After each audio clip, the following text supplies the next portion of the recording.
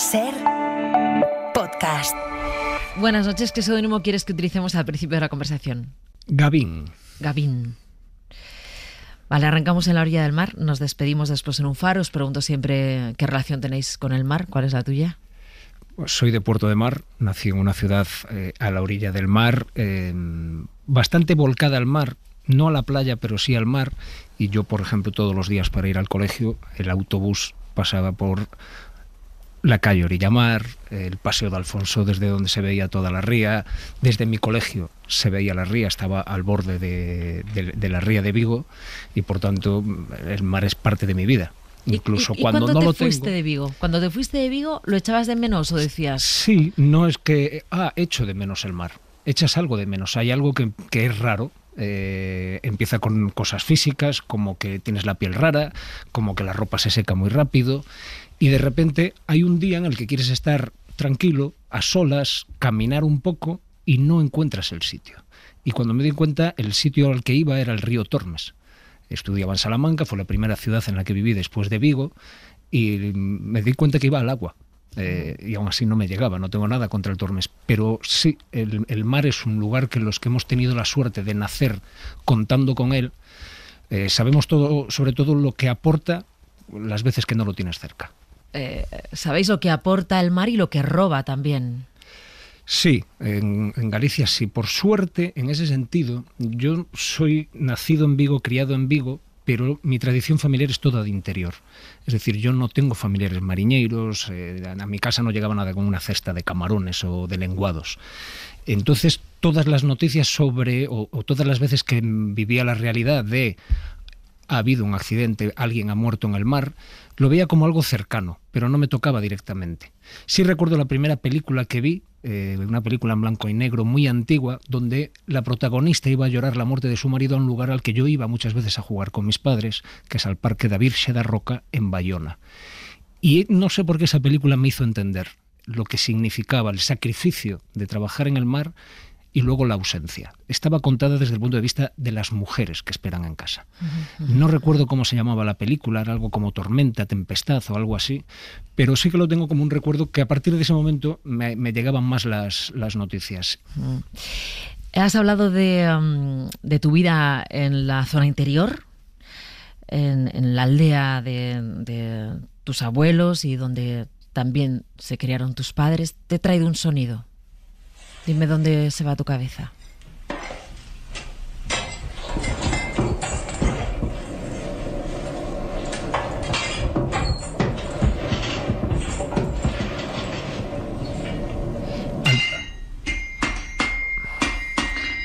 Ese sonido es inconfundible, este último. Eso es un mazo eléctrico sonando mientras templa un fouciño, una hoz.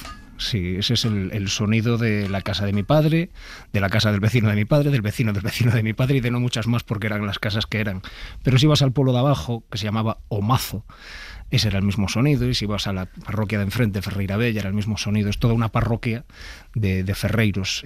Bueno, esto es parte también de mi vida. Esta es parte de tu vida, y alguna vez has dicho que trabajar el hierro, el metal, te da una personalidad, o sea, te hace ser de una manera. Por el aislamiento, entiendo que supone el que estés tú solo con los auriculares que te aíslan y golpeando algo tan duro como es el metal o el hierro contra el yunque, ¿no?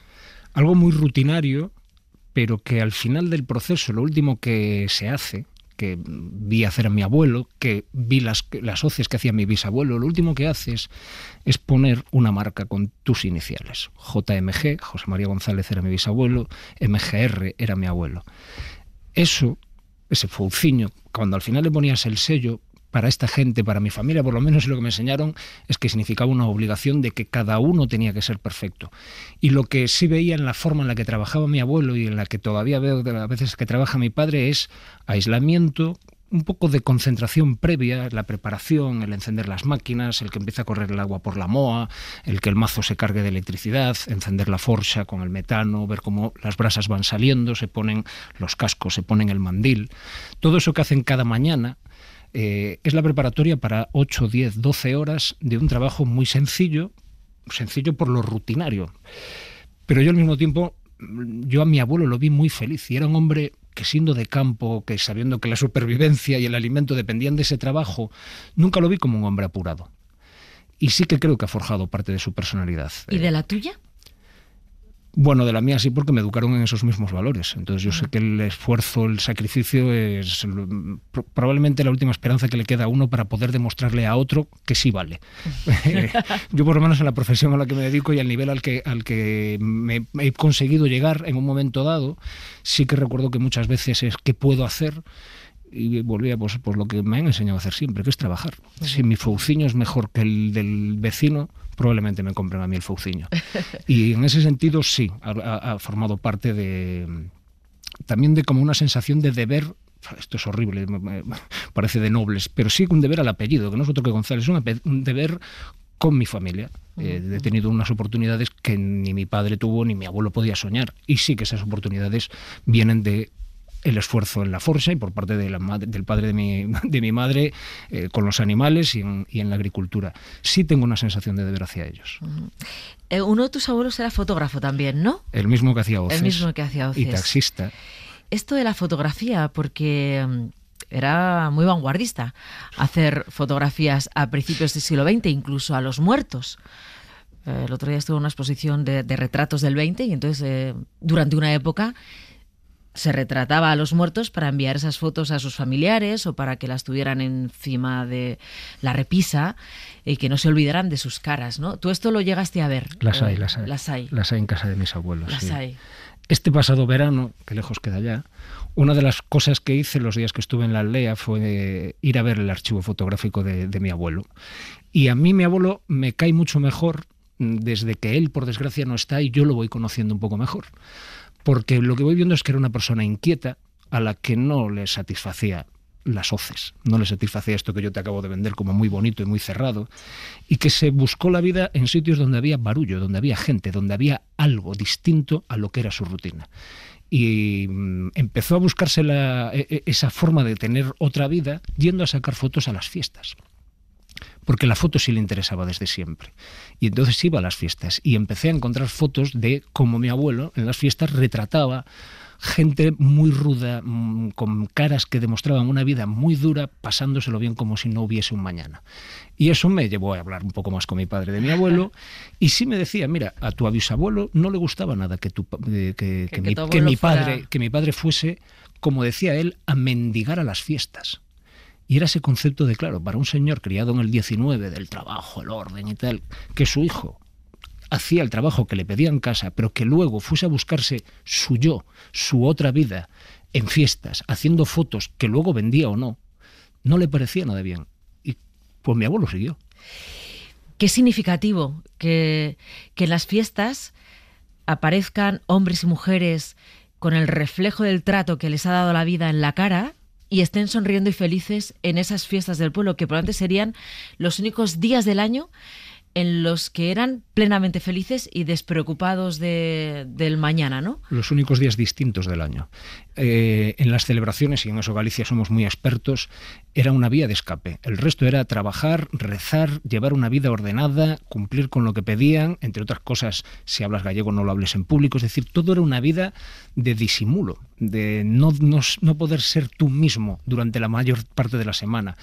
Claro, yo veo las fotos de esas fiestas y la gente iba con sus mejores galas, porque era cuando también dabas a conocerte socialmente. Uh-huh. Y esto es evidente, en función de cómo ibas vestido, despertabas las envidias o no del resto de la gente. Sí. Que eso también es una particularidad de esa zona de Galicia brutal.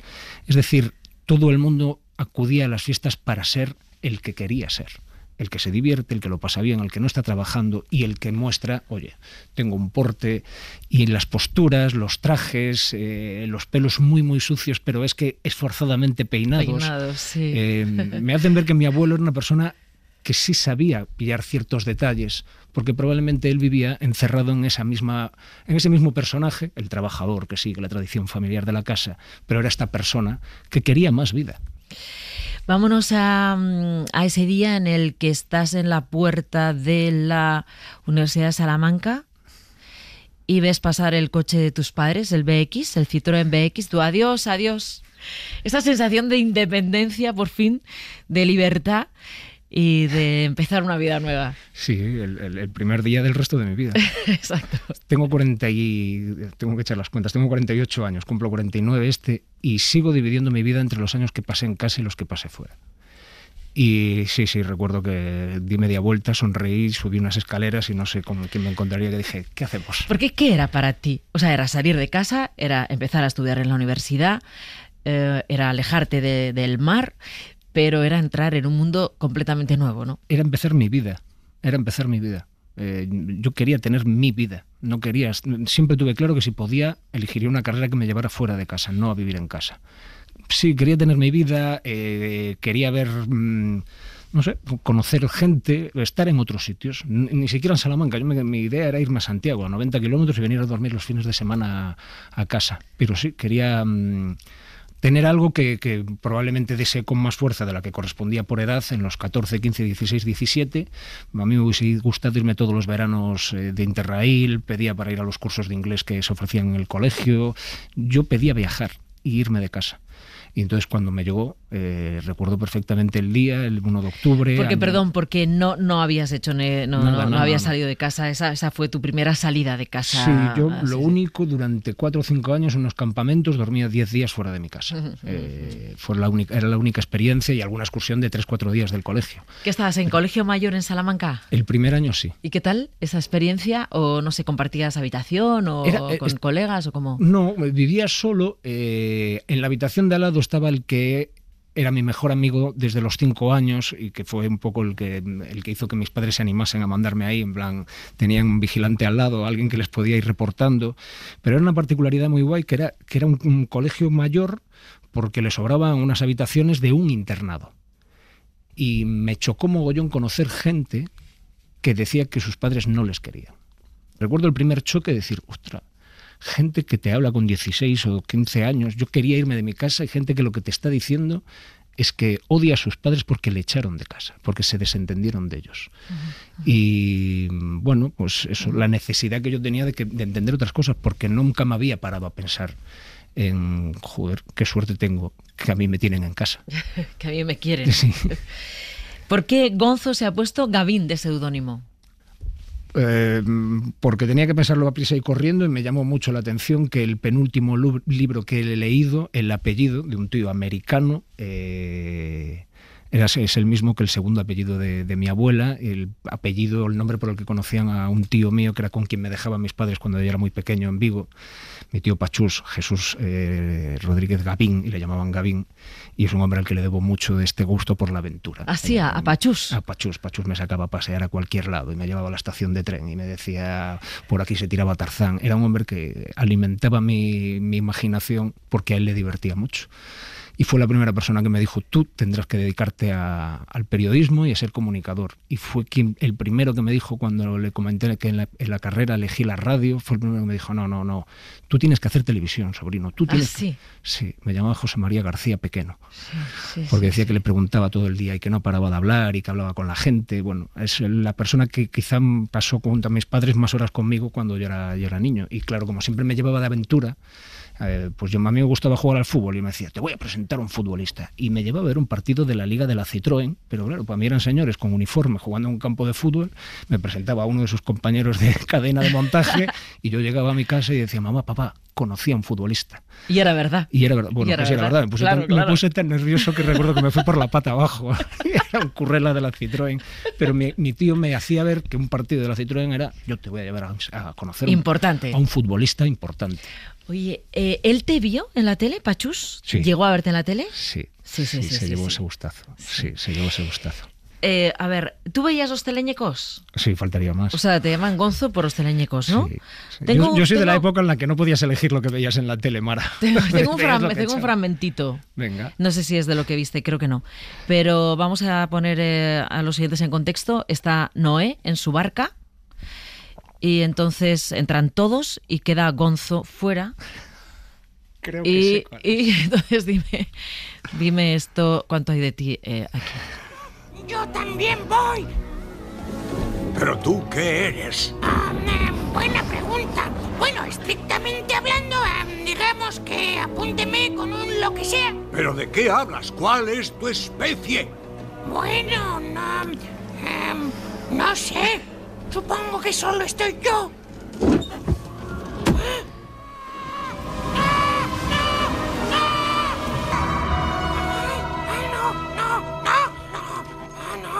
No quiero estar solo. No quiero estar solo. No estás solo. ¿Cuánto hay de este Gonzo con ese Gonzo? Hay cosas que puedo asumir. No quiero estar solo. De pequeño me gustaba mucho estar con los mayores y sentía que les entretenía, que se lo pasaban bien.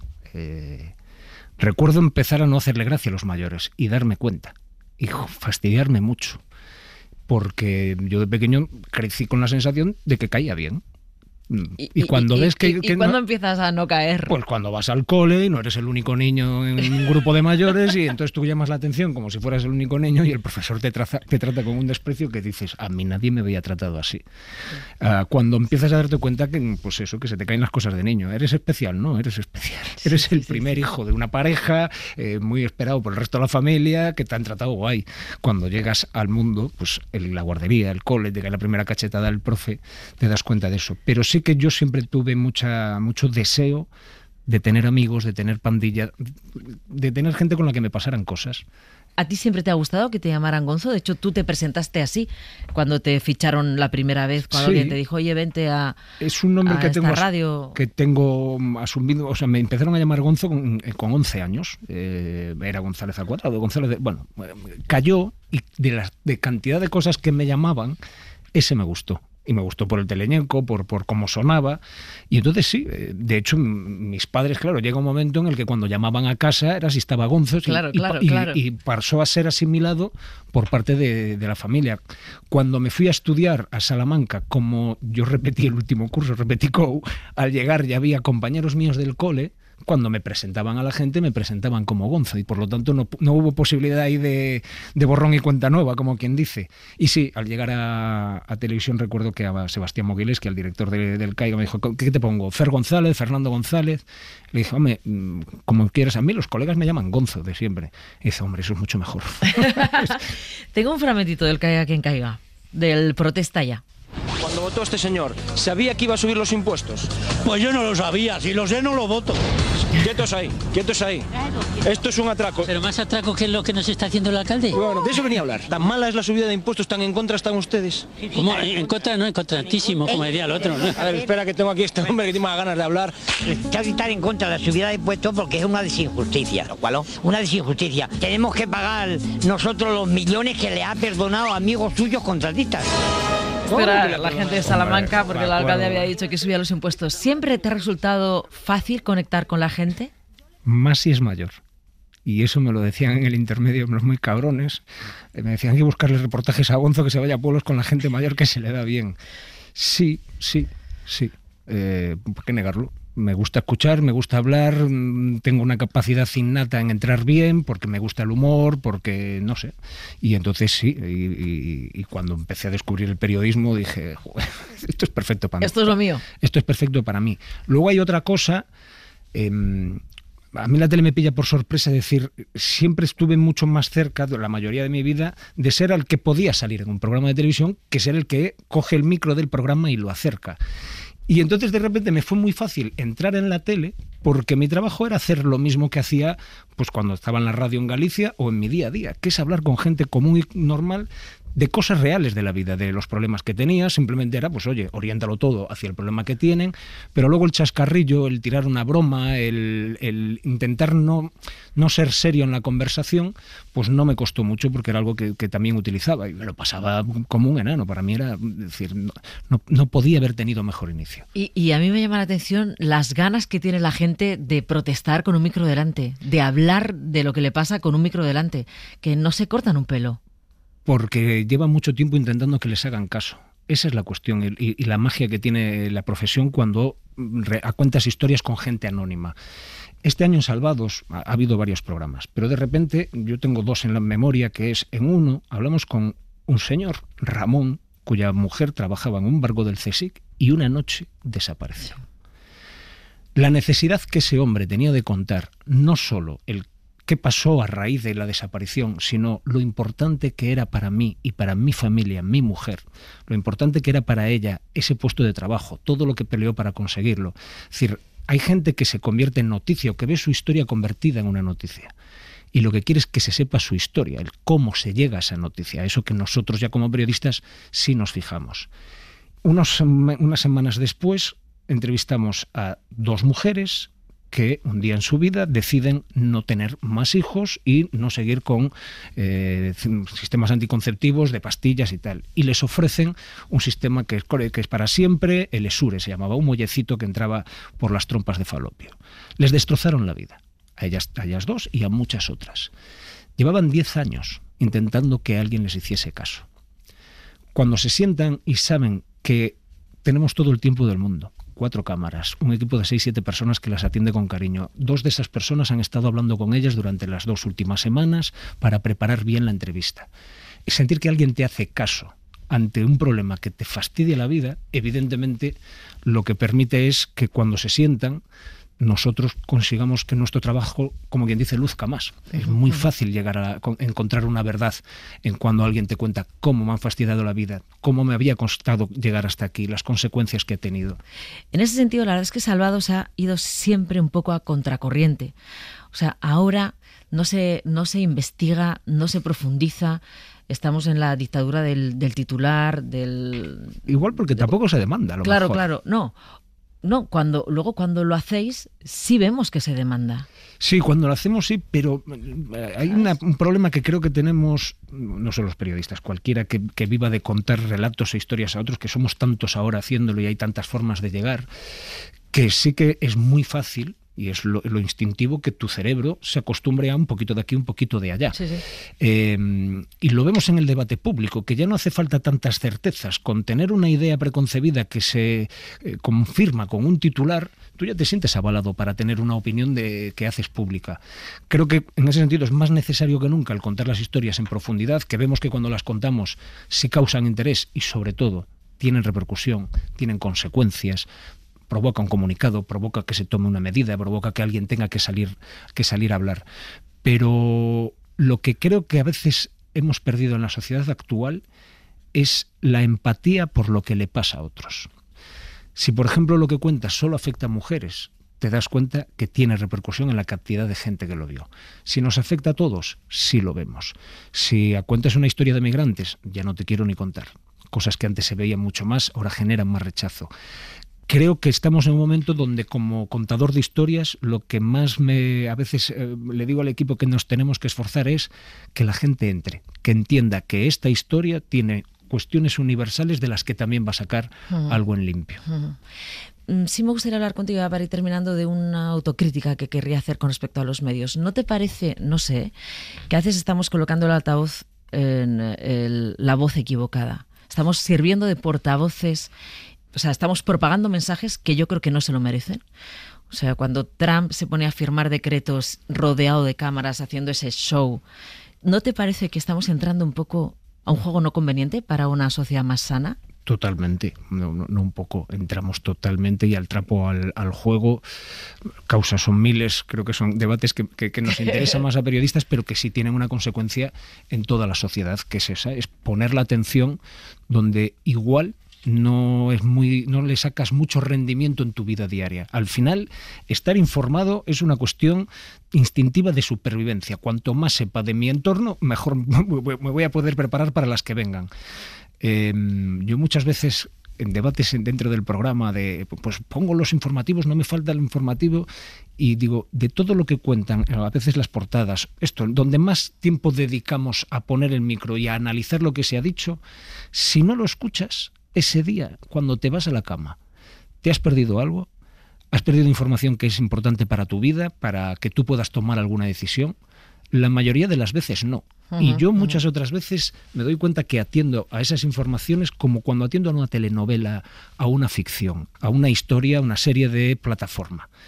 Y es en lo que lo han convertido. Al final hay 2 lados enfrentados, hay un conflicto, hay quien levanta más la voz, hay una consecuencia de hechos, nos han metido, porque hay mucha parte en la que los medios están al servicio de ideas muy concretas, políticas, económicas, y sí nos han metido en una realidad que dices, pero esto realmente ha pasado, si ha pasado es tan importante como para que condicione todo, y sobre todo, por contarme esto que me están dejando de contar, que sí afecta a mi día a día.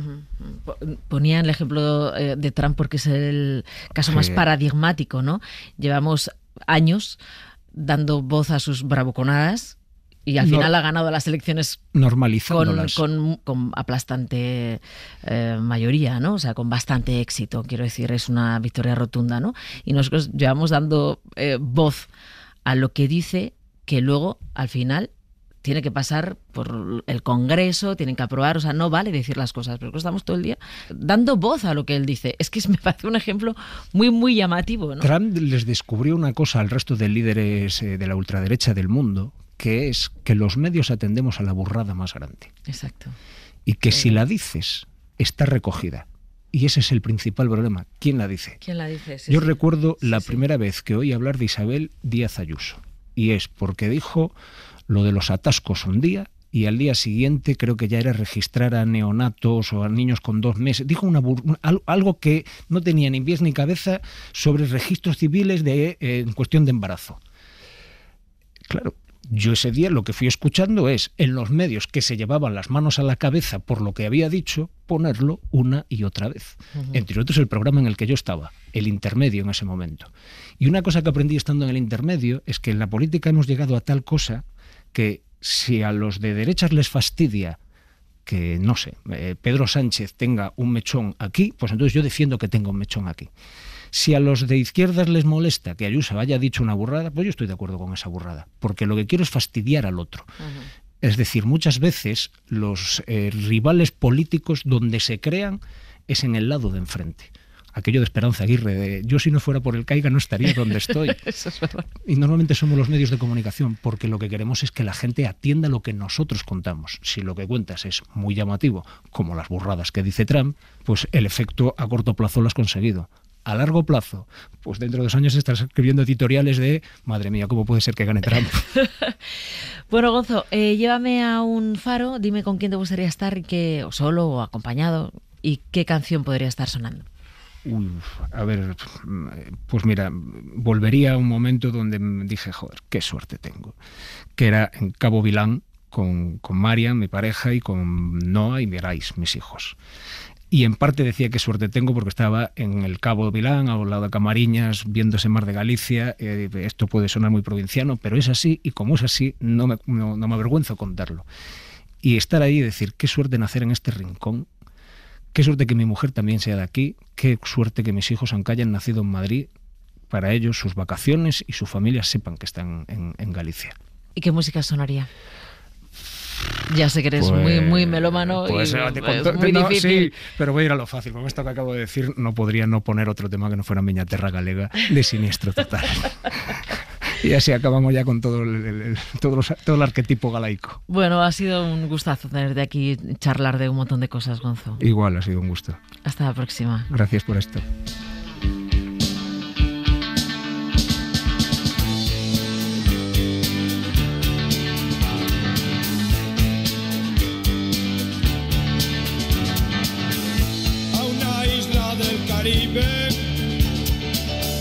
He tenido que emigrar